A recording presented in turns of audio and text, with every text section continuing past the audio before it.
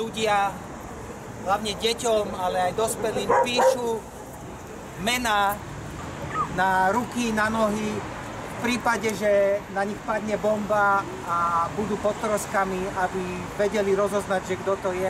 Takáto je realita v Gaze.